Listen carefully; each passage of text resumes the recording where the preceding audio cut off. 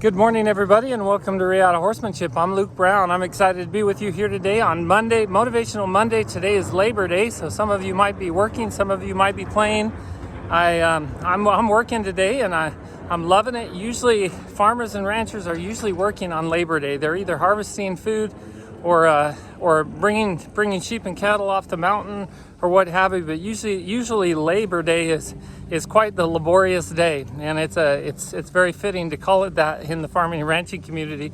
And I know a lot of you are out there working too, and I hope you have a wonderful holiday today as Labor Day. And today the horse that I'm riding is a 7-year-old Andalusian mare from Lake Havasu, Arizona, and her name is Gitana. And Gitana came to me. She just needed some refinement in her training. She needed some trail riding, urban and rural trail riding. She hadn't worn a bit yet, and so today's the third day she's in a bit. This is the middle of her second week.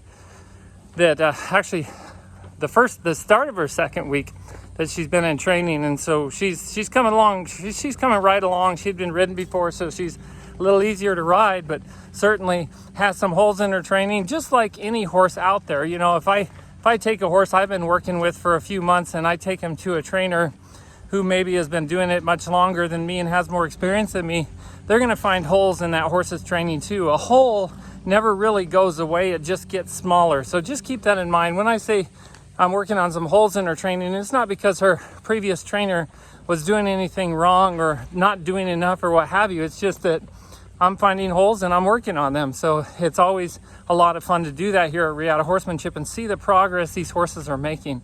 And today for Motivational Monday, as I considered what I wanted to say today, I had my two children come out just about 30 minutes ago.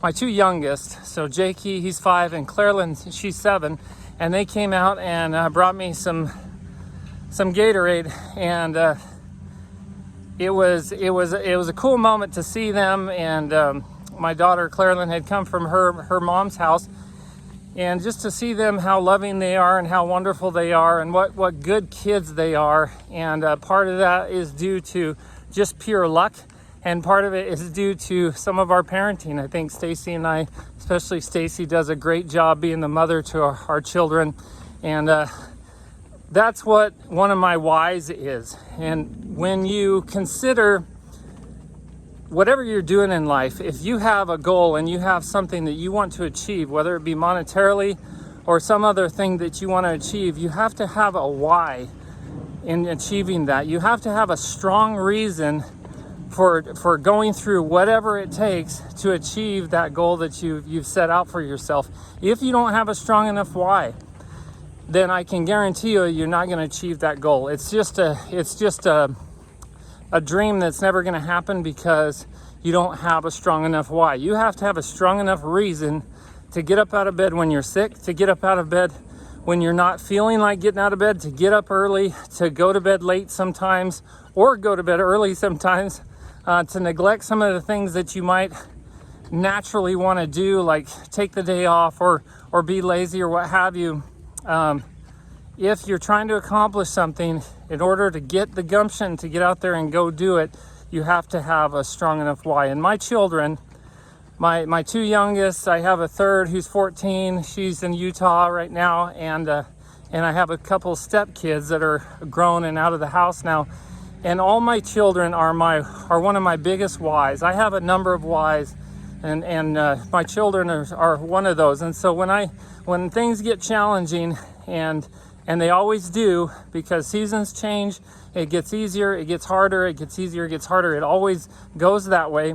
And when things are hard and I don't feel like doing it, or I feel like giving up, I just think about my children, and they are the why, the strongest why I probably have. And I hope you guys can find your why. I have a number of other whys for what I do.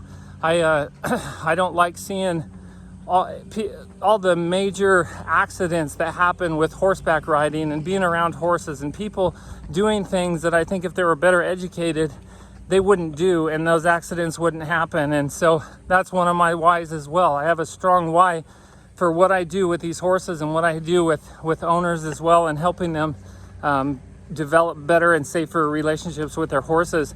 I have a strong why for what I want to do in ranching and farming, and we want to eventually probably purchase my parents' ranch up in Colorado. Why do I want to do that? First and foremost, I want to keep that ranch alive. I want to keep it going. I want to keep ranching and farming alive here in the United States because I feel like it's a national security issue. I think we should be able to grow our own food here in the United States of America and not have to import that food. We have the land, we have the capability of doing it, and so we need to preserve our land for that purpose. It needs to be one of the number one priorities we have, and it certainly is one of my number one priorities. So there are a lot of whys that I have in my life, and with whatever I'm trying to accomplish for the day, I think on those things. I think about my children. I think about the bigger purposes beyond me and beyond what I'm feeling in the moment, and it helps me keep going, moving forward and moving towards my goals. Hope you guys can think about the whys that you have, or the why that you have for trying to accomplish your goals, and I hope that helps propel you, motivate you, and gets you going in the right direction and keep you going that way as well. You guys have a wonderful Labor Day. Until next time, be thankful, live with purpose, live with passion, and as always, stay safe in the saddle.